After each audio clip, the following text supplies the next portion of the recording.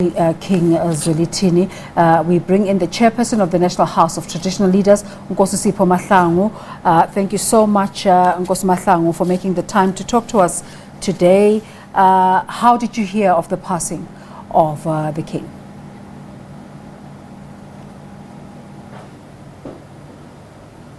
Of traditional leaders after from Umntwana kaPhindangene of the untimely passing of our King. He passes on just after we had buried 3 other kings within the space of 8 months. So as an institution, we are we are extremely hurt on the passing of our King. What sort of conversations are taking place within your organization about this event? Look, I think our organization, the King had played a very significant role in terms of uniting us as a sector. We've now started a new trajectory of making sure that traditional leaders become developmental monarchs. And the King was very instrumental on that. Remember, there's many projects that are currently happening on Ingonyama Trust. There is so many projects that we're learning from him that related to the issues of mobile connectivity and a host of other issues. So as we're starting this new trajectory, we're looking towards the King for advice and wisdom. And I think as the National House, we are so heartbroken on what has happened, and we are saying hearty condolences to the Zulu nation and hearty condolences to the royal family yaKwaZulu. And of course, now starts the conversation about the way forward in terms of this institution of traditional leadership. What do you feel? We've been speaking to other representatives earlier where there's a sense that there isn't a full appreciation of the importance of traditional leadership. What do you feel are the conversations that should be taking place going forward? Look, that's a conversation that we've been having as a sector, and we're all aware that there has not been a full appreciation of the sector. As you had said, I think the sector was put to play a supportive role, so of which we felt that it was not a meaningful role that we're supposed to be playing. So we're just supposed to be playing a supportive role to government programs. But we've taken a different decision now as traditional leaders that COVID-19 has exposed all of us. It has showed that there is so much that has not been done in rural areas.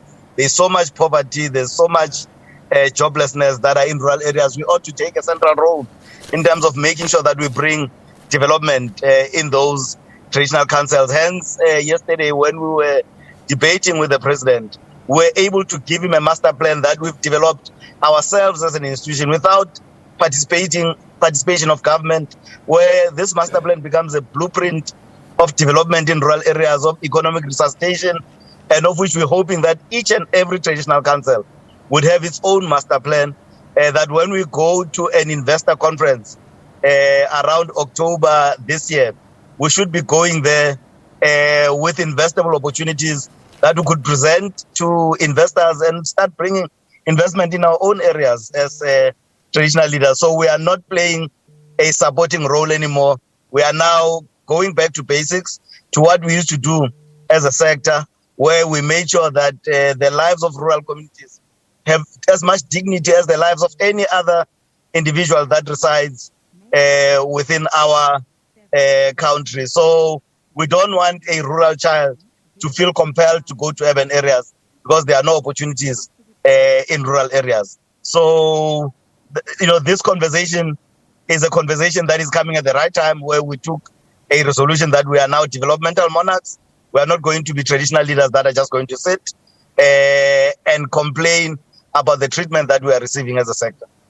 So in Parliament, you recognize there's traditional leaders representing provincial houses of traditional leaders to represent voices of traditional leaders in the country on issues such as bills and legislation affecting your constituencies.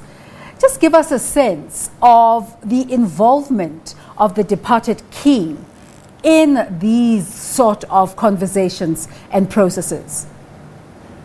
Look, I think we've always sought wisdom from the king on many of these bills, especially those that affected the issue of land. You'd remember that the fight against colonialists by our kings has always been about protecting the land of our people, and even the fight by the liberation movements, it has always been about the land. So we've always been working very close with the king when it comes to those issues. And even in the province of KZN, where he has a representative within the provincial house, that representative was always able to articulate the position of the king within the discussions on any legislation that were taking place in the county. So we've always had the pleasure of the voice of the king through Prince Mboniso Zulu, who was sitting or who is a member of the provincial house. So whenever the chairperson of the provincial house would report on the position of KZN on any issue of legislation, we knew that the wisdom of the king had always been solicited. Yeah. Well, let's thank you so much for talking to us. Condolences once again. We know this was an important member of your fraternity. Condolences once again. No, thank you so much. We are deeply saddened. In fact, we are deeply saddened even as a family, because our kingship gave refuge to King Zwelithini and is part of our family. So we are deeply. By your family, you mean the Mpumalanga side of Mahlangu? Thank you. Is that what you mean? Sorry? By your family, Sorry, I lost you. By your family, you mean the Mahlangu household? Yes, the Mahlangu household. That's where the king in the 70s lived with us as a family, and that of the Sikosanas at the invitation of our kingship. Thank you so much for that bit of history. Of course, we hope there will be other appropriate times to really unpack it fully. Thank you so much. Thank you. We'll continue to get reactions, but for now, let's take a break. You're watching The Agenda. Stay with us.